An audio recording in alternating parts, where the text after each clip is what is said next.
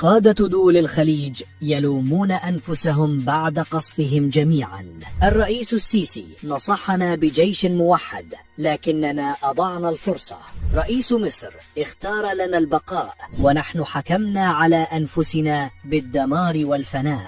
في عام 2015 اجتمع الرئيس عبد الفتاح السيسي بقادة الخليج وعدد من رؤساء الدول العربية وطرح عليهم رؤية بعيدة المدى وقراءة دقيقة لما قد تحمله السنوات المقبلة من تطورات. كان الاقتراح واضحا: جيش عربي موحد يتولى الدفاع عن أي دولة عربية أو خليجية تتعرض لعدوان، على أن يكون هذا الجيش بكامل عتاده وتنتشر منه كتائب في كل دولة. مقترح سابق لزمانه. وفي ذلك الاجتماع أكد الرئيس السيسي أن مصر قد تكون آخر دولة تحتاج إلى هذا الجيش، لأنها تمتلك أقوى جيش في المنطقة وقادرة على حماية نفسها دون الاعتماد على أحد. لكنه شدد على أن بقية الدول العربية والخليجية تحتاج إلى هذه القوة المشتركة حتى لا يحدث خلل أو اختراق للأراضي العربية وقت الأزمات.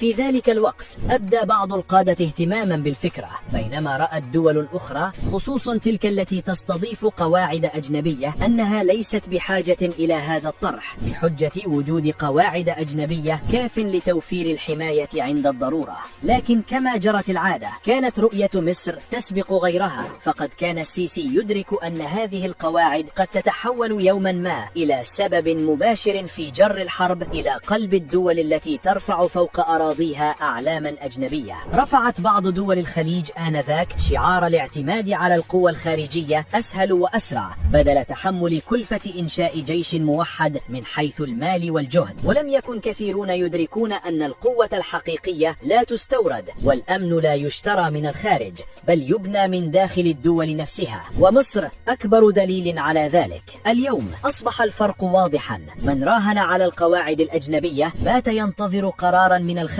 ومصلحته أصبحت مرتبطة بحسابات الآخرين، وقراره السياسي مرهون بمصالح لا يملكها. ومع أول تغير في تلك المصالح يجد نفسه وحيدا معرضا للخطر كما يحدث الآن. أما من اعتمد على جيشه وعلى رجاله المدربين المخلصين وعلى قيادة تحسب خطواتها جيدا وتقرأ المستقبل، فقد أصبح ممسكا بمصيره بيده، لا ينتظر من يدافع عنه ولا يترقب إشارة من أحد. الرئيس السيسي في ذلك الوقت كان ينظر إلى ما هو أبعد من اللحظة الراهنة. لم يكن يتحدث بشعارات، بل كان يتحدث عن مفهوم السيادة الحقيقية. فالقوة ليست في وجود قاعدة